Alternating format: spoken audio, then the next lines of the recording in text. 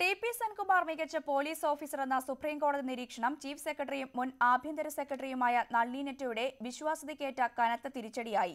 സെൻകുമാറിനെ police മേധാവി സ്ഥാനത്ത് നിന്നും മാറ്റുന്നതിന് ആഭ്യന്തര സെക്രട്ടറിയായിരിക്കെ നളിനി നെറ്റോ നൽകിയ റിപ്പോർട്ട് തള്ളിയ കോടതി അത് തൃപ്തികരമല്ലെന്ന് വിധിന്യായത്തിൽ വ്യക്തമാക്കുന്നു. റിപ്പോർട്ടിൽ തിരുത്തൽ വരുത്തിയെന്ന സെൻകുമാറിന്റെ വാദം പരിഗണിച്ച കോടതി ഇത് സംബന്ധിച്ച എതിർ പരാമർശം നടത്തിയില്ലെന്നത് മാത്രമാണ് നളിനി നെറ്റോയ്ക്ക് ആശ്വാസം നൽകുന്നത്. സെൻകുമാർ പ്രശ്നത്തിൽ കഴിഞ്ഞ വർഷം ഏപ്രിൽ 13-ന് ആഭ്യന്തര വകുപ്പ് അഡീഷണൽ ചീഫ് സെക്രട്ടറി സർക്കാരിന് നൽകിയ റിപ്പോർട്ടിൽ മെയ് 26-ന് മാറ്റം വരുത്താനുണ്ടായ അസാധാരണ സാഹചര്യം എന്തെന്നാണ് സുപ്രീം കോടതി സംസ്ഥാന സർക്കാരിനോട് ചോദിക്കുന്നത്. ഇതിനുള്ള ഒരു സാഹചര്യവും ഉണ്ടായില്ലെന്നും കോടതി അഭിപ്രായപ്പെടുന്നു.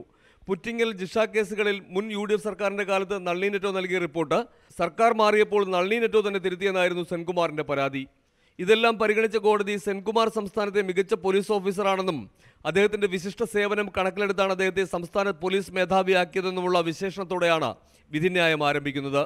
ഇതോടെ ഈ റിപ്പോർട്ട് സമർപ്പിച്ച ഇപ്പോഴത്തെ ചീഫ് സെക്രട്ടറിയുടെ വിശ്വാസ്യതയാണ് സംശയനിഴലിലാകുന്നതെന്ന് സിവിൽ സർവീസ് വൃത്തങ്ങൾ ചൂണ്ടിക്കാട്ടുന്നു. രാഷ്ട്രീയ പ്രേരിതമായ റിപ്പോർട്ട് സമർപ്പിക്കുന്നതിന് സംസ്ഥാനത്തെ ഒരു ഉന്നത ഉദ്യോഗസ്ഥ കൂട്ടുനിന്നു എന്ന വിമർശനവും നളിനി നെറ്റോയ്ക്കെതിരെ ഉയരുന്നു.